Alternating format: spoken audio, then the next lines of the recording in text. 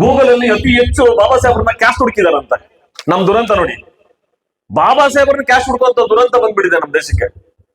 ಹಾಗಾಗಿ ಇದು ಬೀಜ ನನ್ನ ಪ್ರಕಾರ ಮನುವಾದನೆ ಹುಟ್ಟಾಕಿರೋದು.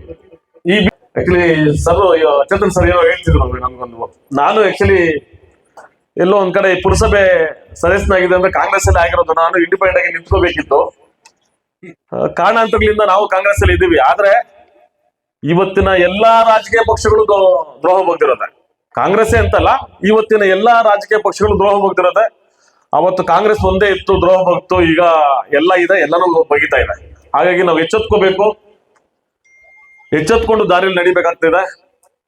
ಮತ್ತೆ ನಮ್ಮ ಯುವಕರಲ್ಲಿ ಇದೊಂದು ಹೊಸ ಒಂದು ರೋಗ ಉಟ್ಕೊಂಡ್ಬಿಟ್ಟಿದೆ.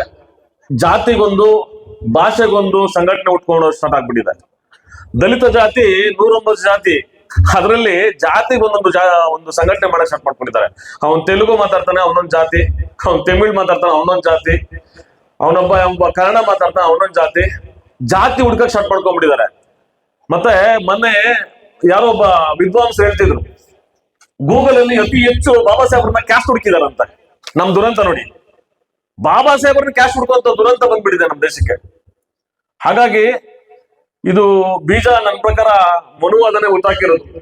ಈ ಬೀಜ ಮನುವಾದ ಹುಟ್ಟಾಕಿದೆ. ಆ ಮನುವಾದದ ಬೀಜ ತುಂಬಾ ದೊಡ್ಡ ಮಟ್ಟಕ್ಕೆ ಆಲದ ಮರದಾಗಿ ಬೆಳೀತಾ ಇರೋದು ಜಾತಿ, ಧರ್ಮ, ಈ ಭಾಷೆಗಳು, ಮತ್ತೆ ಈ ರೋಗಗಳು ನಮ್ಗೆ ಉಟ್ಕೊಂಡಿದೆ. ಆ ರೋಗಗಳನ್ನ ನಾವು ಕಳ್ಕೋಬೇಕು.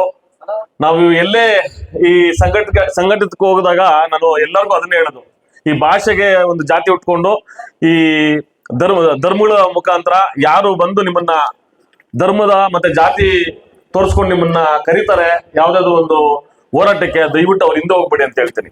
ಯಾಕೆ ಅವ್ರ ಹಿಂದೆ ಹೋಗ್ಬೇಡಿ ಅಂತ ಹೇಳ್ತೀನಿ ಅಂದ್ರೆ, ಜಾತಿ ಧರ್ಮ ತೋರಿಸಿ ನಮ್ಮನ್ನ ಯಾರು ಸಂಘಟಿತ ಮಾಡಲ್ಲ, ಅವ್ರ ಬೇಳೆ ಬೆಳೆಸ್ಕೊಂತಾರೆ. ಹಾಗಾಗಿ ದಯವಿಟ್ಟು ಜಾತಿ, ಭಾಷೆ, ಧರ್ಮ ಬಿಟ್ಟು ಬಾಬಾ ಸಾಹೇಬ್ರನ್ನ ಒಂದು ಹಾದಿಯಲ್ಲಿ ನಡೆಯುವಂತರಾಗೋಣ. ಆ ಬಾಬಾ ಸಾಹೇಬ್ರ ಹಾದಿಯಲ್ಲಿ ನಡೀದ್ರೆ ನಮ್ಗೆ ಮುಂದಿನ ದಿನಗಳಲ್ಲಿ ಒಳ್ಳೆ ಈ ದೇಶ ಆಳೋಂತವ್ರು ಆಗ್ತೀವಿ ಅಂತ ಬಾಬಾ ಸಾಹೇಬ್ರು ಕನ್ಸ್ಕೊಂಡಿದ್ರು. ಈ ದೇಶ ಎಲ್ಲ ನಾವು ಪುರಸಭೆ ಪಂಚಾಯತಿ ಆಳೋದು ಕೂಡ ಆಗ್ತಾ ಇಲ್ಲ, ಅಂತ ಪರಿಸ್ಥಿತಿ ಬಂದ್ ಕೂತಿದೀವಿ. ಹಾಗಾಗಿ ಶಿಕ್ಷಣ ಸಂಘಟನೆ ನೀಟಾಗಿ ಮಾಡಿದ್ರೆ ಮುಂದಿನ ದಿನಗಳಲ್ಲಿ ದೇಶ ಆಳೋಂತವ್ರು ಆಗ್ತಿವೆ, ಎಲ್ಲರೂ ಆಗ್ಬೇಕು ಅಂತ ಹೇಳ್ತೀನಿ. ಈ 2 ಮಾತು ಮಾತಾಡೋದಕ್ಕೆ ನನಗೆ ಅವಕಾಶ ಮಾಡಿಕೊಟ್ಟ ಈ ಊರಿನ ಜನತೆಗೆ ಹಾಗೂ ಕಾಂತರಾಜ್ ಮತ್ತು ಅವ್ರೇನು ಹುಡುಗರಿದ್ದಾರೆ, ಡಾಕ್ಟರ್ BR ಅಂಬೇಡ್ಕರ್ ಸಂಘದ ಯುವಕರಿದ್ದಾರೆ, ಎಲ್ಲರಿಗೂ ಸಲ್ಲುತ್ತೆ. ಜೈ ಭೀಮ್ ಹೇಳ್ತಾ ನನ್ನ ಮಾತುಗಳು ಮುಗಿಸ್ತೀನಿ. ಜೈ ಭೀಮ್. ಹಲೋ.